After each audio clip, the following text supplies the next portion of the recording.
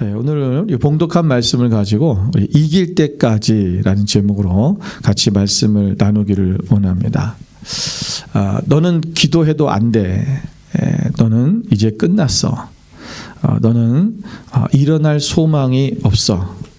이제 다 끝장이 난 거야. 라고 우리에게 절망적인 생각과 또 우리에게 낙심의 말을 하는 것은, 그 말을 주는 것은 사탄이 주는 것입니다.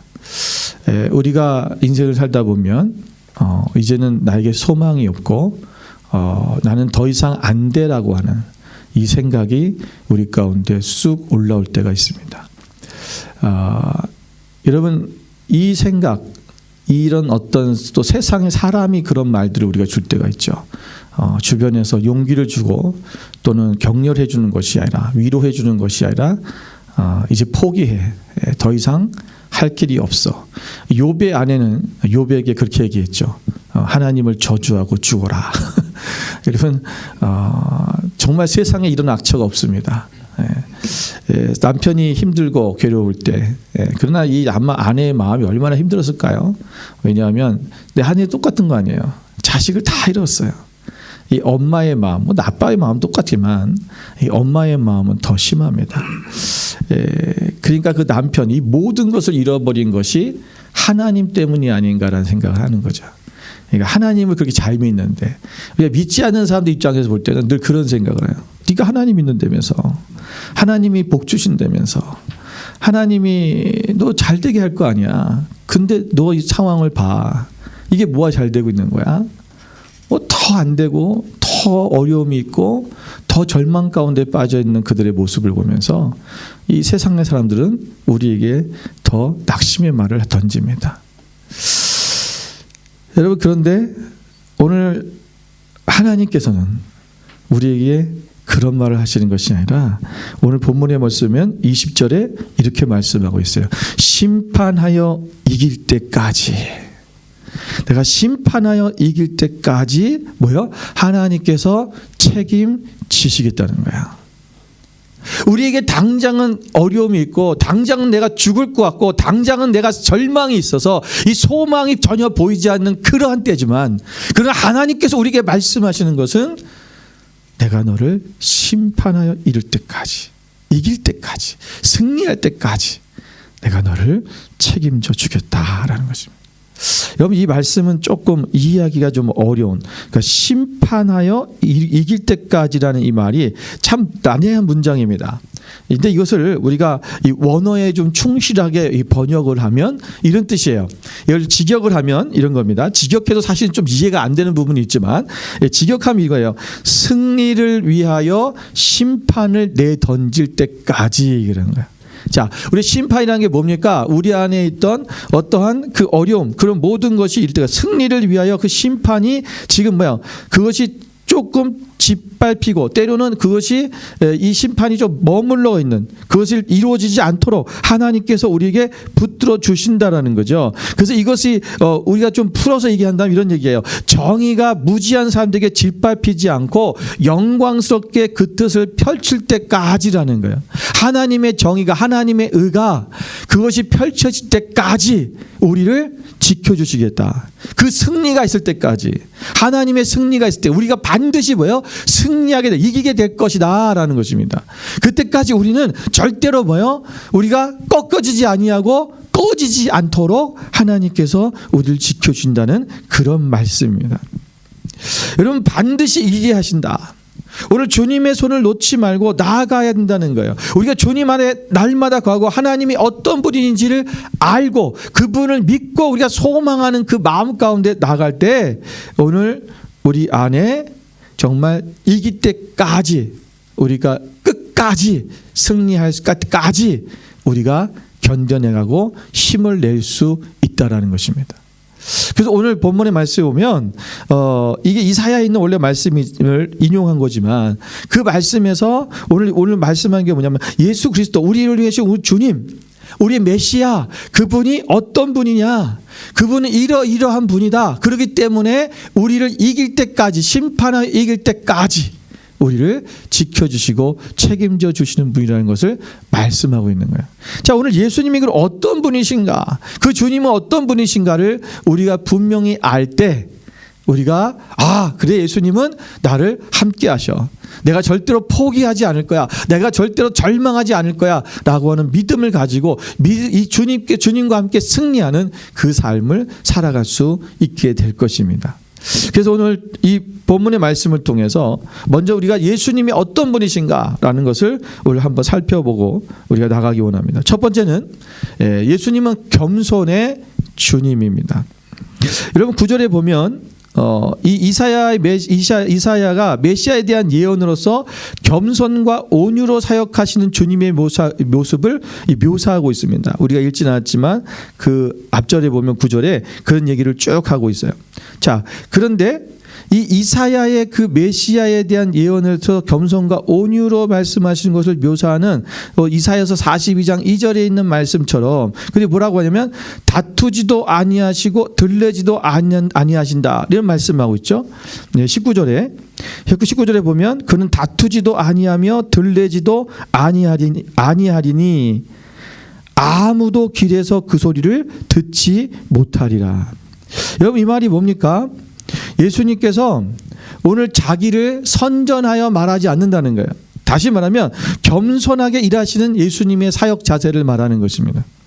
예수님께서는 자기의 의를 내세우기 위해서 어떤 타인과 논쟁한 적이 없어요. 하나님을 드러내기 위해서 논쟁을 한 적이 있지만 자신을 드러내기 위해서 논쟁하지 않아요. 그리고 자기가 한 행동에 대해서 그가 자랑하기 위해서 이곳저곳 다니면서 이야기하신 적이 한 번도 없어요. 여러분, 성경의 사복음서를 쭉 보시면 여러분, 예수님께서 이야기를 하시면서 내가 전에 이런 거 했지 않느냐, 내가 전에 누구를 고치지 않았느냐, 내가 전에 이런 역사가 일어나지 않았느냐, 이런 얘기를 하신 적이 없어요. 그러니까 예수님께서 하나님의 말씀을 하시는 거예요. 그리고 사람들이 병자가 오면 고쳐주시고, 또 그들에게 하나님의 말씀을 주고 하늘의 말씀을 증거해 주시고, 그리고 어떤 역사가 일어나면 항상 어떻게 합니까? 하나님께 영광을 올려드리는 거예요. 여러분, 예수님께서는 자기의 명성이 요란스럽게 알려지는 것에 대해서 그것을 금하셨습니다. 우리가 앞에 보면 오늘 손 마른 사람을 고쳐주셨잖아요, 안식일에. 그러면서 예수님께서 많은 사람들이 따라가지고 병든 자들 고쳐주셨어요. 그러니까 16절에 뭐라고 말씀하고 있습니까? 우리 읽지 않았지만 자기를 나타내지 말라 경고했다. 예수님에 대해서 얘기하지 말아라 하라는 거예요. 내가 이런 일을 했다고 가서 자랑하지 말아라, 떠들지 말아라. 예수님께서 이렇게 하시지 않은 이유가 뭘까요? 왜 예수님은 자신이 드러나는 것을 그렇게 철저하게 막았을까요? 여러분, 예수님 또한 하나님이십니다. 하나님과 동등됐다라고 얘기하시죠.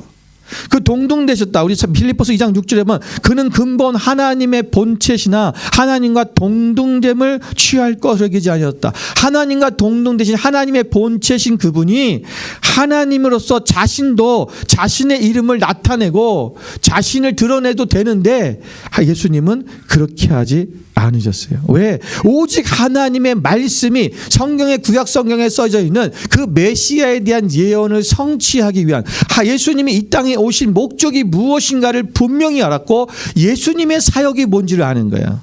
그러니까 동등된 하나님이야, 하나님 아버지의 사역이 있고 예수 그리스도 성자 하나님이신 예수 그리스도의 사역이 있고 그 다음에 성령 하나님이신 성령님의 사역이 있는 거예요.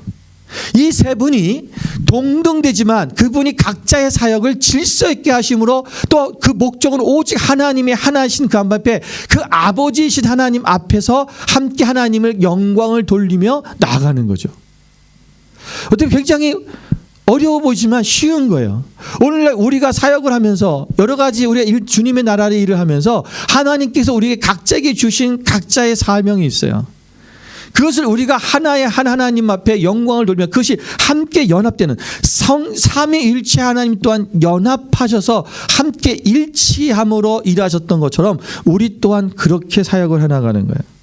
그런데 여기서 중요한 것은 오늘 그 얘기하려는 것이 아니라 예수님은 자기의 이름보다도 하나님의 아버지의 뜻을 이루고 그 하나님의 이름, 하나님의 영광이 드러나도록 모든 행동에 초점을 맞추었다라는 것입니다. 대부분의 세상 사람들은 자기의 PR에 굉장히 열중합니다. 자기의 이름과 자기의 공로를 드러내기를 원하고 때로는 그것을 더 부풀리고 늘려서 과장하는 경우도 참으로 많이 있습니다. 여러분, 성도들은 그들과 달라야 합니다. 나보다 하나님의 이름과 그 영광이 나타나도록 겸손하게 행해야 한다는 거죠. 내 이름보다 주 예수 그리스도의 이름이 알려지도록 해야 하고 나의 공적보다도 그리스도의 공적이 나타나도록, 예수님의 공로가 나타나도록 자랑해야 된다는 것입니다. 내가 하는 것이 아니라 주님이 하셨습니다. 이것이 우리의 삶 속에서 우리가 그냥 우리의 말에, 우리의 삶에 그냥 저절로 튀어나오는 그러한 말이 되어야 된다는 거죠. 저희가 홈리스 사역을 지금 8년 동안 하고 있는데 이제 9년 차죠. 우리가 오랜 시간 동안 이 홈리스 사역을 해왔습니다. 많은 교회들이 시드니에 있는 사람들이 우리 만날 교회가 이 홈리스 사역을 하고 있다는 것에 대해서 잘 모릅니다. 그런데 어떤 교회가 저희가 센츄로에서 할 때 한 요일을 맡아서 한 교회가 있었어요. 근데 그 교회가 그 요일을 맡아서 하는데 지금도 센츄로에서 하고 있습니다. 근데 그 교회는 막 그 광고를 해요. 자기네가 이런 홈리스 사역을 하고 있다고, 언제 하고 있다고, 그리고 어떤 일을 하고 있다고 계속 광고를 해요, 잡지에. 그리고 심지어는 인터뷰도 해가지고 크게 기사도 났어요. 그래서 많은 분들이 홈리스 사역하면 그 교회를 얘기합니다. 그 저희가 한다면 아닌데 어느 교회에서 한다 그러던데 이래요. 믿지를 않아요. 그래서 우리는 하면서도 항상 우리 교회 이름을 내본 적이 없어요. 지금도 우리가 연합해서 하고 있고 또 많은 교회들이 동참할 수 있도록 자리를 내주고 지금도 한 달에 한 번은 또 명성교회가 와서 섬겨요. 그래서 저희는 우리 교회의 이름을 나타내는 것이 아니라 오직 예수 그리스도 이름. 우리가 이 전에 처음에 시작할 때도 저희가 거기다가 이제 이 플랜카드를 이렇게 걸어놨어요. 이제 세워놓는 거. 거기에 이 음식은 예수님이 주신 것입니다. 주님이 주시는 식사라고 그렇게 써놨어요. 거기에 우리 교회 이름을 쓰지 않았어요. 그 처음 하신 집사님이 저보고 거기 교회 이름을 써야 되지 않습니까? 쓰지 말라 그랬어요.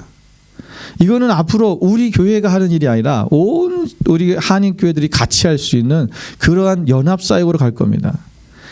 우리가 나타나는 것이 아니라 오직 예수님만 드러나면 됩니다. 저는 그것을 처음부터 주장을 했고 지금도 그렇게 하고 있어요. 근데 많은 사람들은 다 자기의 이름을 드높이려고 그래요. 내 교회 이름을 드높이려고 그러고 내 자신을 드높이려고 그러고 내가 했어 이런 것을 알리고 싶은 거죠.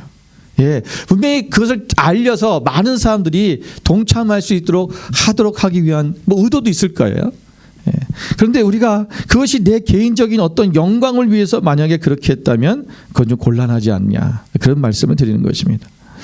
여러분, 고린도전서 1장 29절부터 31절에 보면 이렇게 말씀하고 있습니다. 다 같이 한번 읽어볼까요? 고린도전서 1장 29절부터 31절 함께 있습니다. 이는 아무 육체도 하나님 앞에서 자랑하지 못하게 하려 하심이라. 너희는 하나님으로부터 나서 그리스도 예수 안에 있고 예수는 하나님으로부터 나와서 우리에게 지혜와 의로움과 거룩함과 구원함이 되셨으니 기록된 바 자랑하는 자는 주 안에서 자랑하라 함과 같게 하려 함이라. 아멘. 여러분, 자랑하는 자는 어떻게 해요? 왜? 우리가 하나님으로부터 났고 너희는 하나님으로부터 나서 그리스도 예수 안에 있고 예수는 하나님으로부터 나서 우리에게 지혜와 의로움과 거룩함과 구원함이 있었다. 우리가 어디서부터 왔다 이거? 하나님께로부터 왔다는 거예요. 예수님도 하나님께로부터 왔다는 거예요. 모든 것이 하나님께로부터 왔기 때문에 그 얘기 뭐냐? 우리가 자랑할 것이 없다. 우리로 하여금 자랑하지 못하게 합니다. 무슨 말이에요? 자랑하지 말라는 거죠. 여러분, 우리가 진정 그리스도 안에서 우리가 정말 좀 품이 있고 좀 그리스도인다운 그 모습이 좀 돼야 되지 않겠습니까? 그리스도인의 자세가 된다는 거죠. 예수님은 겸손한 하나님의 아들이신 그분이 겸손하게 그 성품을 날마다 유지하시고 그 겸손하게 자신을 드러내려고 하지 않고 남에게 왁작지껄하게 나타내고 막 그러지 않았다라는 것입니다. 여러분, 비싼 물건은 그 케이스도 굉장히 멋있습니다. 그 비싼 뭐 반지를, 여러분 반지가 뭐 고급 뭐 아주 뭐 좋은 원 캘럿 뭐 다이아몬드 반지다, 만약 그런다면 그 케이스도 굉장히 고급스럽고 멋있죠. 이런 좋은 시계를 담은 이 케이스도 좋은 그 케이스가 굉장히 튼튼하고 좋습니다. 여러분, 전화기도 어떻습니까? 싸구려 전화기의 박스와 여러분 비싼 전화기의 박스는 또 완전히 달라요. 케이스가 다르다는 거예요. 여러분, 우리가 좀 가장 가치 있는 복음을 전하는 사람들이 좀 그 가치에 걸맞는 자세로 살아야 되지 않을까. 우리가 전도하다가 여러분 자기 자랑만 하고 거만한 자세로 진리를 이야기하면 누가 복음을 듣겠습니까? 겸손하게 낮아짐의 속에서 우리가 복음을 증거해야 되죠. 사람들이 보면은 예수 믿는 것이 무슨 대단한 벼슬인 줄 알아요. 우리가 무슨 뭐 시험 봐서 예수 믿게 됐습니까? 우리가 무슨 뭘 잘나서 구원받았습니까? 아니잖아요. 근데 뭔가 은혜를 받고 뭔가 자신의 믿음이 좋아졌다고 생각하면 사람들 앞에서 거들먹거려요. 특히 믿는 사람들 앞에서 복음을 전하는데 그렇게 거만할 수가 없어요. 뭐 그렇다고 해서 우리가 무슨 뭐 아주 뭐 비굴하게 예수 좀 믿어주세요 막 이렇게 할 필요는 없지만, 그렇다고 해서 우리가 교만할 필요도 없는 거죠. 거만할 필요도 없는 거예요. 여러분, 우리가 하나님을 알게 된 그 감격, 예수님이 나를 구해서 십자가에 죽으신 그 나를 구원하신 그 감격, 나 같은 사람을 살리신 그 감격, 그것에 내가 겸손하게 정말 마음을 가져야죠. 그래야 우리가 다른 사람에게도 복음을 전할 때 나 같은 사람도 예수님이 만나 주셨어요. 여러분, 그런 얘기가 돼야죠. 조금만 뭘 안다 싶으면 남들에게 그냥 막 욱박지르고 그들을 막 자기가 뭔가 대단하게 되는 것처럼 사람을 억압하려고 그러고 자기가 위에 서서 뭔가 가르치려 들고. 아니에요. 여러분, 좀 가치 있는 그 복음답게 가치가 보이는 좀 그러한 자세로 우리가 나아가야 되지 않을까. 예수님은 겸손하시기 때문에요, 우리를 끝까지 이기게 하시는 거예요. 예수님이 왜 우리를 지난번에 말씀드렸죠? 은혜가 뭐라 했어요? 위에 사람이 아래 사람에게 엎드려 절하는 거다. 여러분, 그것이 뭐예요? 자신을 낮추는 거예요. 자신을 낮출 때 우리를 기다려 주시고 우리를 구원하시는 거예요.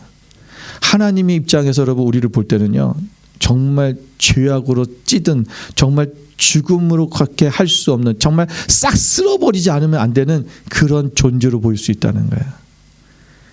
그분의 위치에서 볼 때는 이거 어떻게 사람 되겠어? 이런 거죠. 예. 그런데 그분이 겸손하신 바람에 그것이 우리 가운데도 겸손하셔서 자기의 그 본체이신 하나님이 하나님 동등을 취하지 아니고 낮고 천하 이 땅에 오셔서 우리를 섬기고 우리를 사랑하시기 때문에 끝까지 기다려 주시고, 그래서 우리를 심판까지 이길 때까지, 심판을 이길 때까지 우리를 지켜주시고 책임져 주시는 거예요. 겸손하시기 때문에 그런 거예요. 여러분, 우리가 누군가를 전도할 때도 마찬가지예요. 잘 보세요.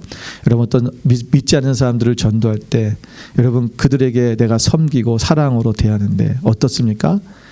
그것이 그들이 오는 반응이 뭐 좋은 반응이 오고, 당신 너무 좋아요, 정말 당신 사랑이 너무 많아요, 그리고 막 우리가 얘기하면 막 들어주고, 그래요, 당신이 원하는 대로 할게요, 이러지 않잖아요. 거부하고 거절하고, 때로는 잘해주는데 뒤에 가서 뒤통수 치고, 그럼 어떻게 돼요? 에이씨, 그만해야겠다, 마음에 안 들어, 저 사람 사람 되게 글렀어. 아니잖아요. 겸손한 거예요. 이 겸손함이 있을 때 상한 갈 때도 꺾지 아니하시고 꺼져가는 심지도 끄지 아니시는 그 예수 그리스도의 성품이 나오는 거예요. 두 번째는 예수님은 은혜의 주님이십니다. 여러분 여기 상한으로 번역된 이 상한 갈대를 꺾지 않으시고 이렇게 하잖아요. 여기서 상한이란 말은 여러분 그 헬라어로 신테트 트림메노입니다. 뭐 이거 헬라어 이런 거 힐티브리오 저기 할 때 제가 다 알아서 얘기한 게 아니라 저도 주석 보고 아는 거예요. 신테트 트림이라고 하는데 이 신테트 트림메노는 뜻이 뭐냐면 깨트리다, 산산이 부수다라는 뜻입니다. 다시 말하면 갈대가요 이미 썩어져서 그냥 이게 손만 딱 만져도 어떻게 돼요? 만지면 부스러질 정도로 그렇게 산산이 부서질 정도로 이미 뭐야? 끝났다는 거예요. 그런데 그 자체로 이미 썩어서 부서진 갈대가 그것을 이미 그것을 꺾지 않고 그대로 놔둬도 살아날 가망이 없는 그 갈대를 사람들은 어때요? 꺾어버리려고 해요. 없애죠. 여러분 니체는 우리가 잘 아는 니체는 이런 말을 했습니다. 약자를 도와주고 돌보는 것은 악이다. 이 사람은 약한 자는 착한 자라 했어요. 착한 자는 약한 자고 약한 자는 곧 악한 자다. 이 니체는 그렇게 말하는데 이 약한 자는 이 땅에서 없애야 된다고 생각을 했어요. 여러분 그러면서 그가 이렇게 말을 합니다. 너희가 길을 가다가 나이가 많거나 병이 들어서 자기 행보도 잘하지 못하는 사람을 보거든 도와주려고 하지 말고 그를 밀어 넘어뜨려 이런 약자와 병자를 하루속히 사회 속에서 없어지게 하라. 그래야만 우리가 사는 사회가 건전한 사회가 될 수 있다라고 이렇게 얘기합니다. 근데 니체의 이론은 이런 거예요. 그의 사상에서는 뭐냐면 약한 자들은 약한 걸로 통해서 자기네가 동정을 받으려고 한다는 거예요. 게으른 자라는 거예요. 그래서 인생에 쓸모없는 사람이라는 거예요. 저런 사람들은 제거시켜야 된다는 거죠. 이 땅의 사회가 건전해지고 아름다워지려면 그런 약한 자들을 없애야 된다는 거예요. 이게 니체의 인간학입니다. 니체는 원래 아버지가 루터교 목사였어요. 엄마도 루터교 목사의 딸이에요. 그런 집안에서 태어나고 살았는데 이 니체의 사상은요 굉장히 이 반신론적인 그런 작용을 하죠. 결국은 나중에는 신은 죽었다라고까지 얘기하는 사람. 여러분 이 세상은요 인간은 사람들은 상한 것은 꺾어버리는 게 당연한 거예요. 그래야 왜요? 강한 것들이 썩지 않은 것들 상하지 않은 것들이 더 잘 자라죠. 우리가 나무도 열매를 많이 맺게 하려면 어떻게 돼요? 가지치기를 한다잖아요. 그래서 약한 가지를 먼저 잘라내야 이 강한 가지들이 더 좋은 열매를 맺기 위해서 약한 가지를 쳐낸다는 거예요. 그런데 오늘 예수님께서는 우리에게 그렇게 말씀하시는 것이 아니라 예수님은 상한 갈대를 꺾지 않는다라는 거예요. 여러분 주님은 상한 갈대도 불쌍히 여기시는 자비로우신 왕이십니다.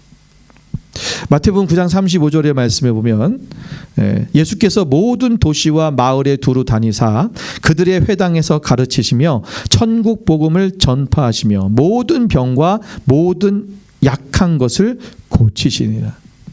세상은 약한 것과 병든 자들을 치워버리라고 하는데 그들을 꺾어버리라고 하는데 예수님은 그들을 고치시는 분. 그것이 예수님이에요. 여러분 예수 그리스도의 예수님의 그러니까 예수님 인간으로서의 그 직업이 뭐였죠? 목수였잖아요. 여러분 이 목수는요 나무만 다루는 것이 아니었어요. 당시의 목수들의 일 중에 하나가 뭐냐면 갈대로 이렇게 바구니를 만들고 또 그 갈대로 심지어는 배도 만드는 일들을 했어요. 그러니까 예수님은 지금 이 갈대의 상황들을 잘 아시는 거예요. 사람들이 갈대를 쓸 때 대부분 사람들은 뭐래요? 그 갈대가 상하면 부서지니까 그거 다 꺾어버리고 버리는 거예요. 그런데 오늘 예수님께서는 나는 그러지 않는다라고 말씀하시는 거죠. 오늘 예수님께서는 상한 갈대도 버리지 않고 잘 다듬어서 귀한 도구로 만드실 거라고 말씀하시는 것입니다. 우리가 영적으로 병들고 때로는 쓸모없는 그런 상한 갈대와 같은 그런 우리의 인생들을 예수님께서는 다듬고 고쳐주셔서 하나님의 의의 병기로 만드시는 분, 그것이 바로 예수 그리스도십니다. 그것이 은혜입니다. 쓸모없는, 쓸 수 없는 것을 쓸 수 있게 만드시는 주님. 로마서 6장 13절 말씀에 보면 여러분 이렇게 말씀하셨습니다. 함께 읽겠습니다. 또한 너희 지체를 불의의 무기로 죄에게 내주지 말고 오직 너희 자신을 죽은 자 가운데서 다시 살아난 자 같이 하나님께 드리며 너희 지체를 의의 무기로 하나님께 드리라. 아멘. 우리를 이제는 하나님께서 의의 무기로 사용하신다는 거예요. 근데 죽은 자, 너희 자신을 죽은 자 가운데서 다시 살아난 자 같이 하나님께 드려라. 우리는 원래 죽은 자 같이 쓸모없는 상한 갈대 같은 존재였다는 거야. 그런데 이제는 다시 살아난 자 같이. 왜? 내가 그렇게 될 수 있는 것이라 예수 그리스도를 통해서 우리가 다시 살아났다는 것입니다. 상한 갈대 같은 존재였는데 다시 우리를 살게 하셔서 우리의 부활의 소망을 주셔서 우리로 하여금 의의 무기로 사용되게 하시는 하나님, 그 예수 그리스도의 그 사랑을 말씀해 주시는 거죠. 여러분, 이름 있는 화가가 여러분 이 몇 푼 안 되는 이 종이에다가 만약에 그림을 그리면 여러분 이 가치는 얼마나 많아집니까? 만약에 피카소가 이 종이에다가 그림을 그렸다면 이 종이의 값은 기껏해야 이거 여러분 500장에 4불 50 하는데 그 한 장이 얼마겠어요? 몇십 센트도 안 되는 이 종이 한 장에 피카소가 그림을 그리면 이것은 수억의 그런 가치가 있는 종이가 돼버리는 거잖아요. 여러분, 쓸모없이 때로는 그 아무 가치도 없고 때로는 그 정말 이 기껏해야 얼마 안 되는 그 흙으로 그 유명한 도공이 그것을 가지고 도자기를 만들면 그 값은 어마어마하게 치솟아 오를 것입니다. 하나님이신 예수님께서 우리 인간들을 불쌍히 여기셔서 우리를 새롭게 하시고 강하게 하시고 또 귀하게도 하셔서 우리를 온전하고 가치 있는 인간으로 만드시는 분, 그분이 바로 우리 주 예수 그리스도십니다. 그래서 예수님께서 우리 가운데 그렇게 우리를 가치 있게, 우리는 아무것도 아닌 존재지만 그분이 우리를 만드심으로 말미암아 다시 새롭게 하심으로 말미암아 가치 있는 존재가 된다는 사실을 우리가 기억하면 우리를 반드시 이길 때까지, 우리를 심판하여 이길 때까지 우리를 지켜주시는 주님이란 사실을 우리는 기억하고 그분 안에서 날마다 힘을 내게 될 것입니다. 여러분, 디모데후서 2장 1절의 말씀을 보시면 사도 바울이 이렇게 말하고 있습니다. 내 아들아, 그러므로 너는 그리스도 예수 안에 있는 은혜 가운데서 강하고 그랬습니다. 여러분, 사도 바울은 사랑하는 영적인 아들인 디모데에게 그리스도의 은혜 안에서 강하라고 말합니다. 여러분, 자신이 보잘것없고 때로는 쓸모없다고 생각이 들 때가 있습니까? 여러분, 주님은 은혜로우신 분입니다. 우리를 버리지 아니하시고 또 다시 쓸모있게 하셔서 값지게 만드시는 분. 여러분, 세상 사람들은 우리가 주님께로 나와라, 우리가 전도하고 또 복음을 전하면 그들은 주님께 나오기를 굉장히 꺼려합니다.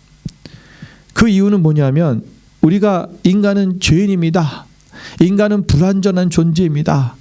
이렇게 이야기를 하니까 그 인간의 실체가 드러나 버리는 거죠. 그게 싫은 거야. 우리는 불완전한 존재예요. 이 얘기하면 인간들은 싫어해요. 왜? 우리는 모든 걸 할 수 있어요. 인간이 능하지 할 수 없는 게 없어요. 인간은 굉장히 위대해요. 여러분, 이 인본주의 사상에서 나오는 모든 그 가치, 그 철학들은 인간이 위대하다. 여기서 나온 것들이 이제 뉴에이지라든가 이런 것들이 나오기 시작하는 거죠. 인간 중심, 인간의 사랑으로 모든 것을 이겨낼 수 있다. 인간의 그런 어떤 이 사상으로 가치로 모든 것을 극복할 수 있다라고 이야기하는 거예요.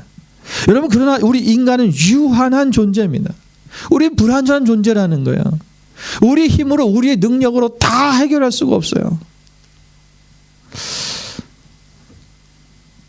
어제 뉴스에 보니까 G7이 모여서 제일 먼저 결정한 사항이 나왔어요. 뭘 결정했냐면 앞으로 전염병인들이 생기면 그것을 100일 안에 해결한다. 우리가 힘을 합쳐서 100일 안에 백신이 나오도록 만들겠다는. 이번 늦어졌잖아요. 거의 1년이라는 시간이 걸렸어요. 그래서 100일 안에 빨리 이것을 잡아서 백신을 만들어서 우리가 이 전염병들을 잡겠다 라고 하는 것을 결정했어요. 제가 보면서 웃었어요. 여러분, 인간이 100일 안에 잡겠다 하면 잡히는 겁니까? 그만큼 자신 있다는 거예요. 여러분, 이 코로나라는 이 바이러스도 여러분 뭐 그것이 연합이 안 돼서 또 어떤 기간의 기술이 없어서 여러분 그게 오래 걸린 겁니까? 여러분, 우리가 힘을 합치면, 인간이 힘을 합치면 된다는 거예요. 여러분, 7개의 나라가 힘을 합쳐서 하면은 될 수 있다라고 생각하는 거죠. 참 제가 어이가 없었어요. 여러분, 인간은요 불완전한 존재예요. 사람들은 어둠 가운데 익숙합니다.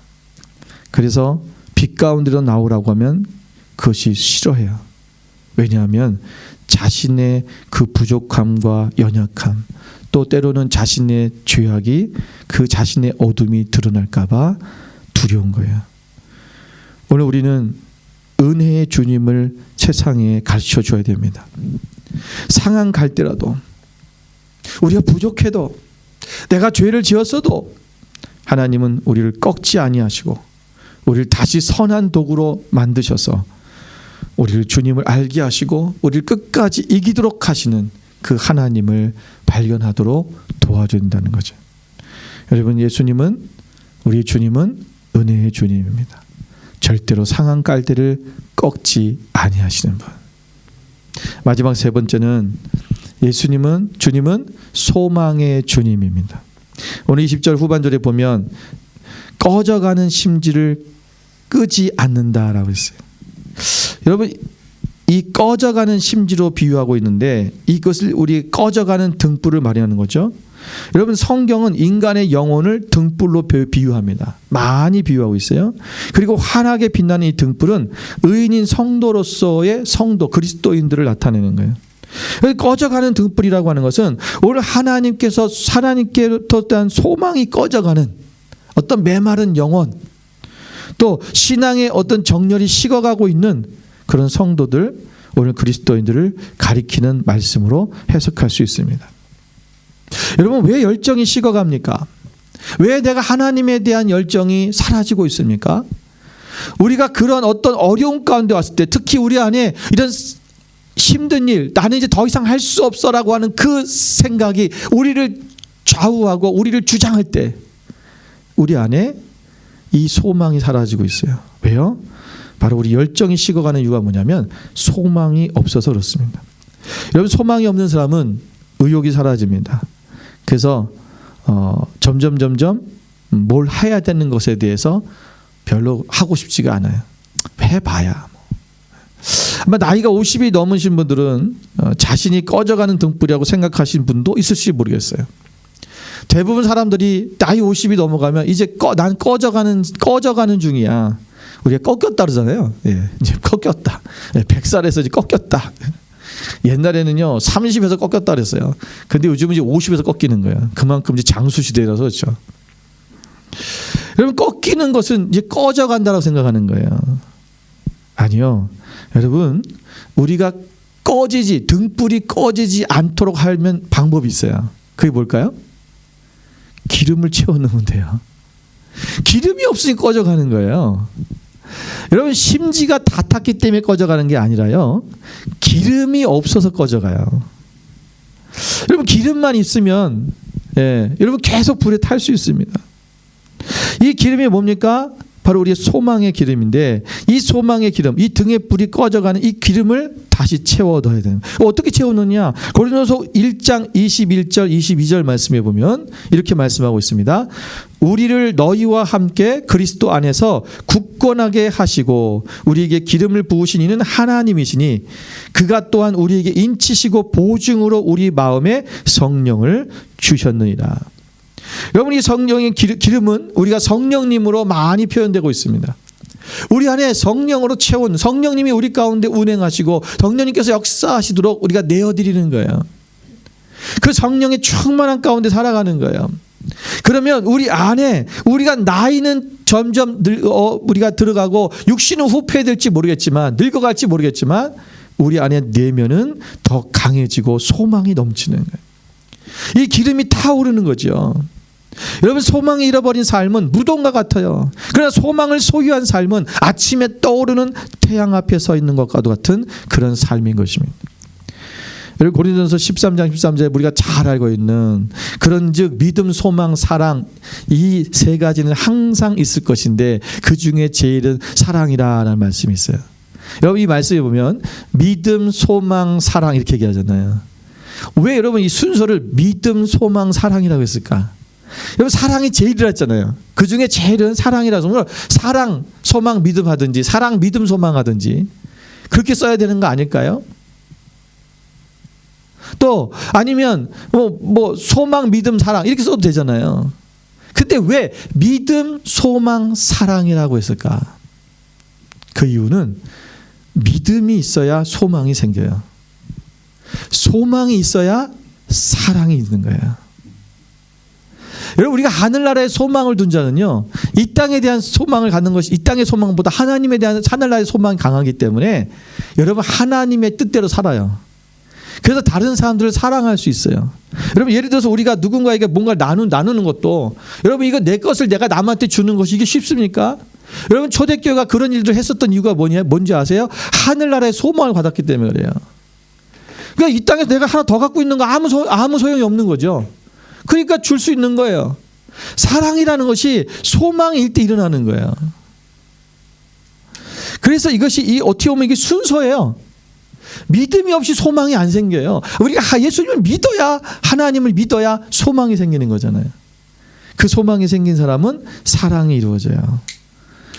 여러분, 오늘 이 믿음, 소망, 사랑, 이것이 우리 가운데 이 소망의 삶, 예수님께서 나와 함께 하셔서 우리의 그 삶, 우리를 예수님은 반드시 우리를 꺼져가는 등불을 끄지 않으신다. 끝까지 타오르게 하시는 그 예수님, 그 소망을 바라보고 나가라는 것입니다. 여러분, 그리스도 안에 있으면 언제나 소망이 있습니다. 예수님은 항상 우리에게 소망을 주시는 말씀을 하셨어요. 저 성경에 보면 예수님은 늘 무슨 말이냐면 너 안 돼 이런 얘기 안 하잖아요. 할 수 있다. 예수 안에 있으면 할 수 있다. 능치 못함이 없다. 내가 내 안에 있으면 너는 많은 열매를 맺는다. 내가 널 고쳐준다. 너는 살 것이다. 내가 너 함께한다. 너는 달라진다. 나아진다. 사랑한다. 등등 모든 것이 보면 예수님은 소망을 주시는 말씀을 하는 거예요. 여러분, 우리도 예수님처럼 여러분 옆 주변의 사람들에게 소망의 말을 했으면 좋겠어요. 여러분 옆 사람에게, 여러분의 주변에 있는 사람들에게 여러분 자꾸 부정적인 말을 하지 마세요. 안 된다는 말을 하는 것이 아니라 소망을 주는 말을 하셔야 돼요. 부부간에도 마찬가지예요. 가정에서도 마찬가지죠. 너는 안 돼. 네가 어떻게 할 수 있어. 해봐. 너 잘할 수 있을 것 같아. 예. 여러분, 우리가 하나님 앞에 여러분 소망의 말을 줄 수 있는 여러분 그러한 믿음이 있어야 돼요. 호세아서 2장 15절 말씀해 보면 이렇게 말씀하고 있습니다. 거기서 비로소 그의 포도원을 그에게 주고 악올 골짜기로 소망의 문을 삼아주리니 그가 거기서 응대하기를 어렸을 때와 애굽 땅에서 올라오던 날과 같이 하리라. 아멘. 여러분, 하나님께서 오늘 이스라엘 백성들 가운데 여러분 다시 그들의 나라를 회복하고 하나님이 이제 살려주시겠다고 말씀하시면서 무슨 얘기냐면 여기 악올 골짜기로 소망의 문을 삼아주신다. 여기 악올 골짜기를 한번 그림 보시면 여기 악올 골짜기인데 여러분 이 악올 골짜기는 원래 이 아간이 이 여리고성을 이제 함락하고 났을 때 아간이 자기가 물건을 훔쳐서 이게 숨겨놨잖아요. 그것 때문에 이 악올 골짜기에서 죽었어요. 돌에 맞아 죽었죠. 여러분 그때부터 이 악올 골짜기는 무덤이 돼버린 거예요. 그래서 그 이후로도 계속해서 성경에 보면 이 악올 골짜기에다가 죽음의 시체들이 많이 여기서 죽는 거예요. 여기 골짜기는 이게 다시 무덤이에요. 무덤은 뭐예요? 소망이 없는 거죠. 죽었으니까. 시체 썩은 냄새 나는 아무도 가고 싶지 않은 이 골짜기. 이 악올 골짜기 거기로 이 악올 골짜기로 소망의 문을 삼아준다는 거예요. 그러니까 완전히 죽어서 이제 아무것도 할 수 없어라고 하는 그런 골짜기인데 그 골짜기가 물이 된다. 하나님 그렇게 소망의 문을 해주겠다고 말씀해요. 그러니까 오늘 우리가 나는 이제 더 이상 갈 길이 없고 아무것도 할 수 없어라고 하는 그 마음이 들 때 또는 그런 어떤 상황일 때도 하나님은 그것을 통해서 소망의 문을 되게 하실 것이다. 우리가 여러분 그 문이 열리는 역사가 일어나게 될 것입니다. 여러분 오늘 우리가 하나님 앞에 정말 우리의 자신들을 여러분 낮춥시다. 여러분 예수님께서 자신을 완전히 낮추신 것처럼 우리도 겸손한 사람이 되어야 됩니다. 여러분 수학에서 0분의 1은 뭡니까? 예, 여러분 0분의 1 여러분 0을 나눌 수가 없죠. 예, 0분의 1은 무한대입니다. 여러분 나는 부족하여도 내가 겸손히 내려와서 은혜와 소망의 주님을 믿기만 하면 무가치한 나가 영원과 무한으로 이루어지는 그런 무한대가 되어진 역사가 일어나는 거예요.